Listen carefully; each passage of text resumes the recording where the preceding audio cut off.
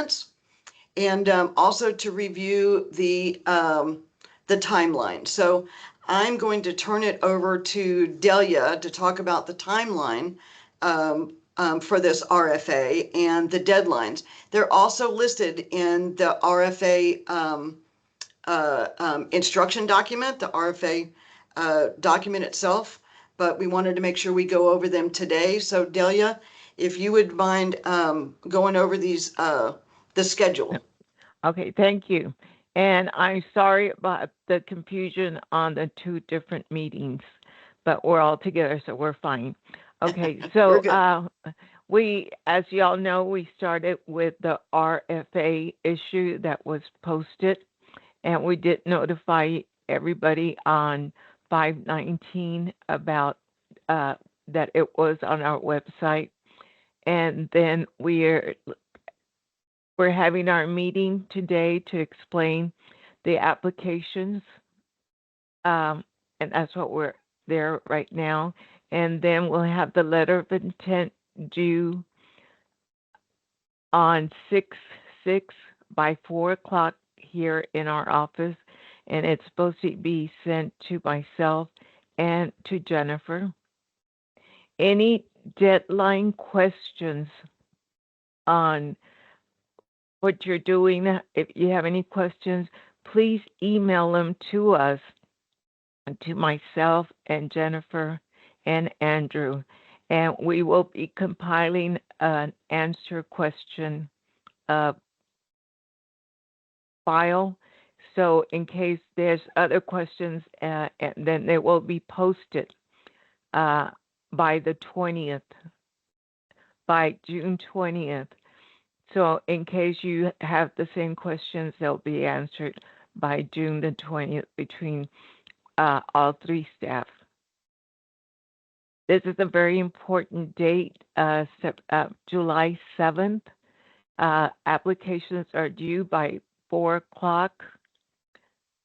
Evaluations of the applications will be completed by August the 4th, and then it will go to our executive committee for approval of the contracts and the year-to-date 2026 funding on August the 13th, and it should be implemented to start on October 1st. So hopefully everything works out based on our timeline and schedule. Please, just to remember to send questions emailed.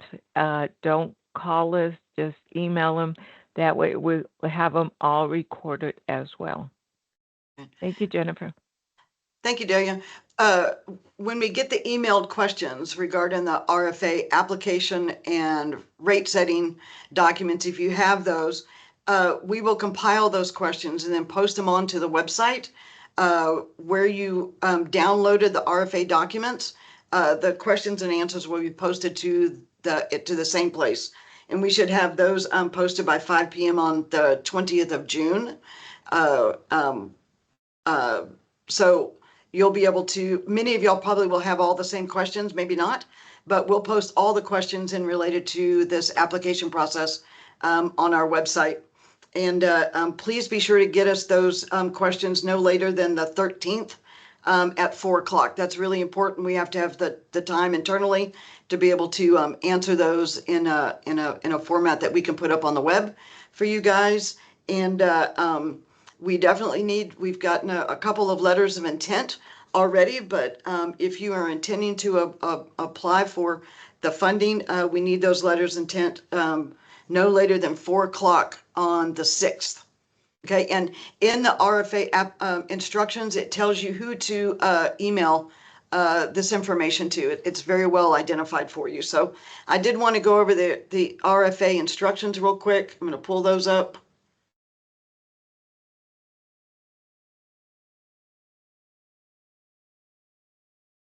This is Andrew. I did want to note that we're recording this so that we have a copy for anybody who wasn't able to make it, or if anybody wants to refer back to this later. All right, thank you, Andrew. All right, So one of the documents that you needed to download from the website, and was everybody able to download these documents off of our website? We sent out a link to them. So make sure you download all of them. You need to read the RFA, you can download it. You can also download the application. And then these are the supporting documents that go with it. And so you can download those as well. And then I'm trying to get over to the right document. All right. So there's instructions on how to complete the RFA on the website. And again, we have the time frame when everything is due for you in those instructions. This is the applicant conference that we are doing today on May 29th at 1 p.m. It tells you the background of the Older American Act, etc. But I wanted to make sure that we also pointed out that in this document, we have put what our estimate, I want to say an estimate of what we believe our total funding will be in 2026 for these services and into 2027. There's a lot of unknowns at this particular point about our funding, about the Older American Act funding, because of the budgetary process at the federal level. And so this is our best estimate at what we believe they will be based on the information that we have today. One of the things that we have to take into account is on the funding that on the NFAs that we've received from the state for this year's funding, instead of them doing what they have been doing, giving us a 2-year award or a 3-year award based on the awards that come from the federal government, any of the funds that required a match requirement, that's B covers transportation, our C1 and C2 is nutrition, and our B dollars are the senior center operations. The state has issued us NFAs for those dollars that end at the end of this fiscal year, which is at the end of September of 2025. And I'm saying this because they've not told us yet, I have asked, how they are going to address our carryover into next year. There were some issues with our carryover this year.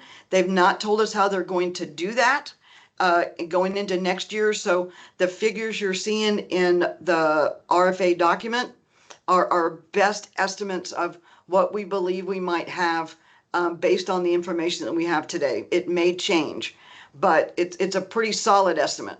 Okay, so I've been saying on our calls for quite a while that going into 2027, a lot of the carryover funds from the ARP will be gone. So we're going to be going back to our normal funding. I just want everybody to be prepared for that as you're making your applications. Okay, so we spelled that out pretty good. Again, it has eligibility and targeting. We also wanted to point out that we put the definitions of all the programs for you in this document. You can follow the links so that you have the service definitions and what is required for all of the programs that you're applying for. And the rest of this is pretty self-explanatory. If you have any questions about this particular document or the information in the document, please be sure to send those by the deadline of 4 p.m. on the 13th of June. And I also wanted to show you the actual application, wanted to go over that. And we designed it this year. Some of y'all have been partners for many years, and we really tried to make this RFA application a lot easier than it has been in the past. So when you open the document, you'll see that the standard information that's requested, right? Your name of your organization, what kind of an organization you are, who's the authorizing official, and what services you're actually applying for. It's designed to be a lot of check boxes. So you might be applying for more than one. That's fine. Just check the right box. And then your mission, history, program, staffing, performance management, how you target and then do your outreach, and then experience managing grants, and your experience subcontracting if you have any, and then a statement about conflict of interest. We recognize that, however you want to fill in each of these sections. It is a Word document so that you can add in the information below the different sections. We don't have a lot of requirements for size of text or number of, words or anything. Just put in the information you think we need in order to evaluate your business in connection to being able to do these services. Okay. And then this, each different service has a section. So this is on congregate meals. It's just asking you which of our 10 counties you provide services in. Are you currently serving them? Yes or no? If you are a congregate site, if you're asking for congregate money, where are your congregate sites? You can add in lines into this grid by doing one of two things. You can highlight it and right click your mouse, get a drop down, and you can say insert, add a column above or below. You can do it that way. Or you can come to the end, put your cursor in the end, and just hit your tab key. That will add a column. Okay, it's best if you can keep it in alphabetical order of where your congregate sites are.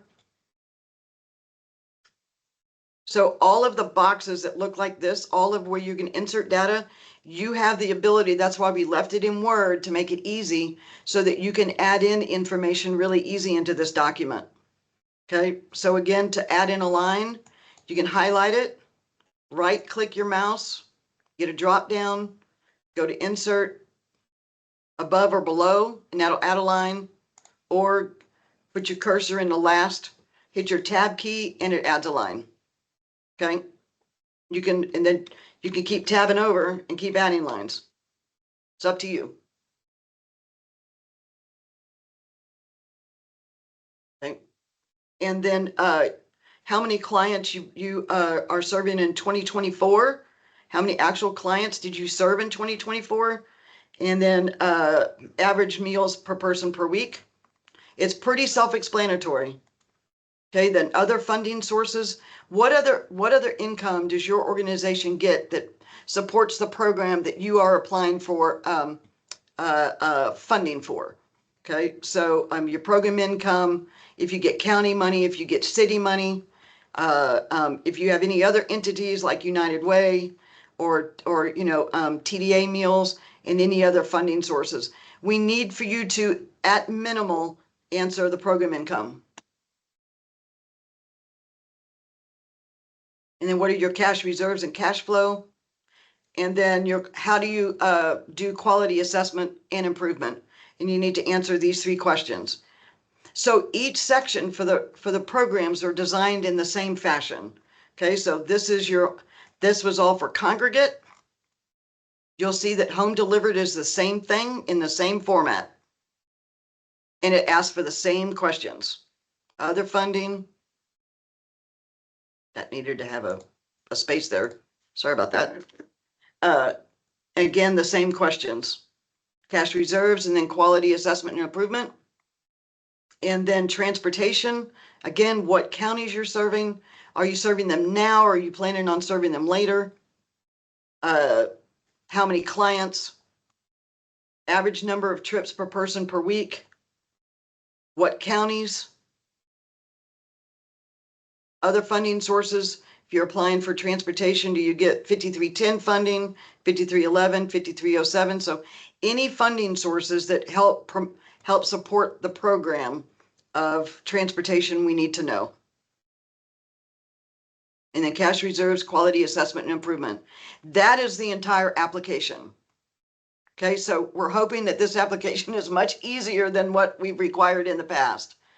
Okay, and if you have any questions about how to do this, be sure to submit them by that deadline. Okay, and then I'm going to flip back over to our website. I want to make sure that you've got. So this is the how-to, right? This is the RFA document that explains what you're required to do with all the service definitions. This is the actual application that we just went through. These are supporting documents, and part of this application for all three services, transportation, senior center operations, and meals, both congregate and home delivered, you need to complete your rate setting worksheet, okay?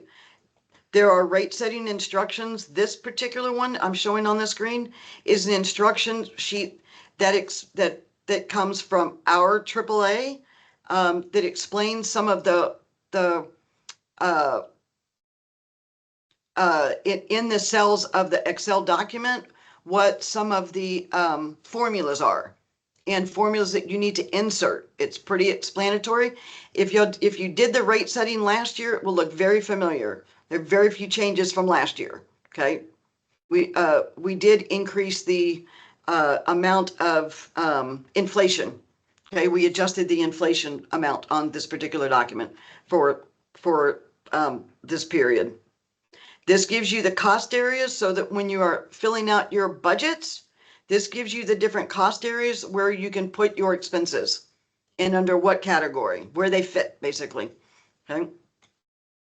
This HHSC rate setting worksheet instructions, this is a document that accompanies the rate setting workbook that was sent from HHSC. So it gives you more information on how to complete this rate setting workbook. You're going to want to refer to both this rate setting instruction and this rate setting instruction. Okay. And then there's a sample contract. This is a sample of what, if for the providers that are awarded a contract, what is your next contract going to potentially look like and what is required in the contract. I need to say that we put together this sample contract before I received our a contract amendment from HHSC, which I got last week, and there have been some adjustments to the contract based on some requirements at the federal level from the administration's requirements regarding DEI and those kinds of things, as well as from the state level from Governor Abbott. So even though this is a sample contract for you, there will be some slight differences in the final contract that is making adjustments based on those federal and state directives. We'll probably put a list of them up on the website so you can kind of compare. They're not material changes, but the final contract will, that's why this is a sample. It may be slightly different with some different language in them based on a directive that we've gotten from HHSC.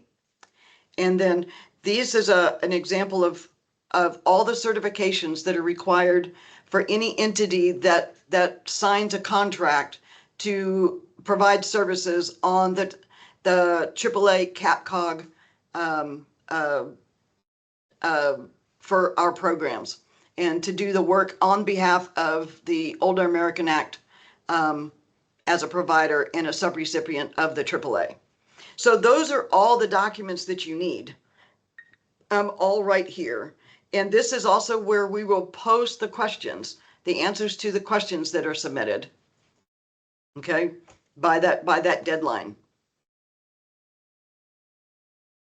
All right, and then we're going to go back to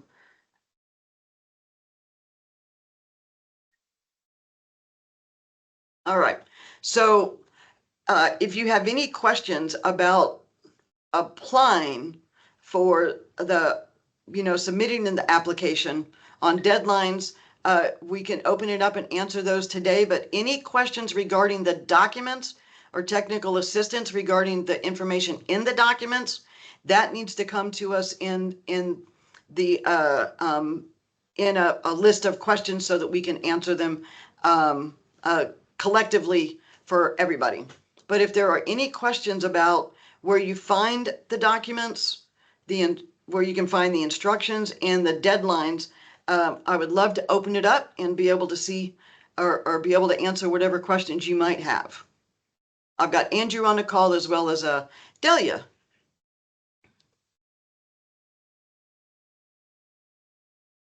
Hi, Jennifer. This is Dory Yater from Opportunities for Williamson and Burnett Counties. Just wanted to clarify Hi, a couple Dory. things. So we are going to write an LOI that's due by the 6th, followed up with the application. And then my real question was the rate setting worksheet. Is that it need to be included in the application?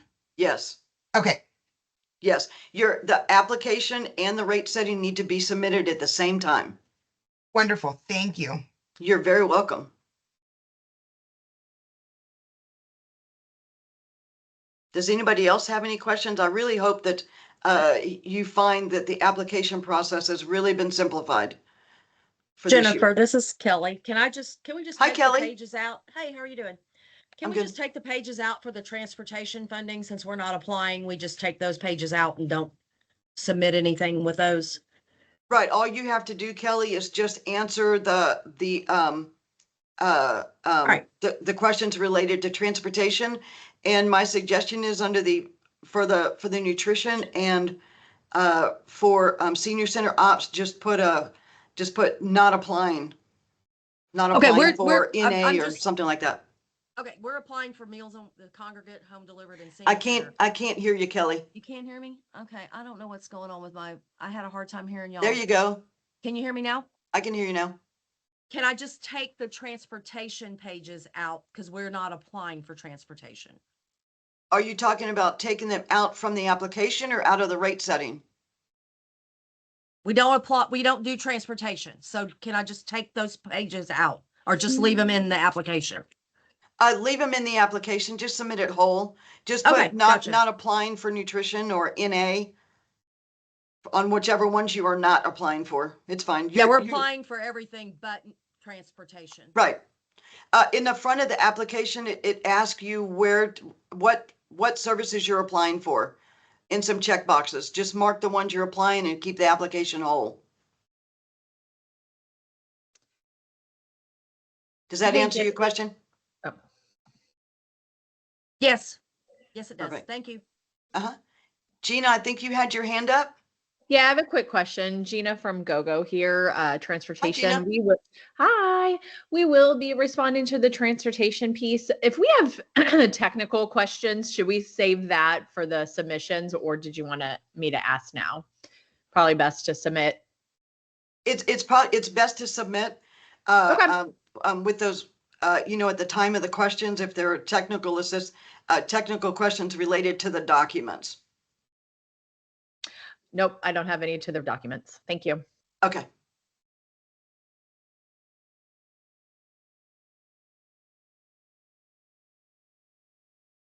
Any other questions for today?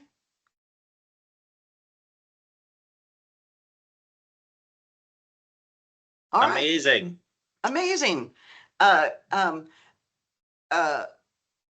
Once we get your questions submitted, we anticipate having questions about the rate setting workbooks. That's usually the case. The other information is pretty easy. It's the rate setting process that people usually have questions about. We will try to answer those, and if need be, it's depending on those questions, we might set up another call to discuss the rate setting books if needed.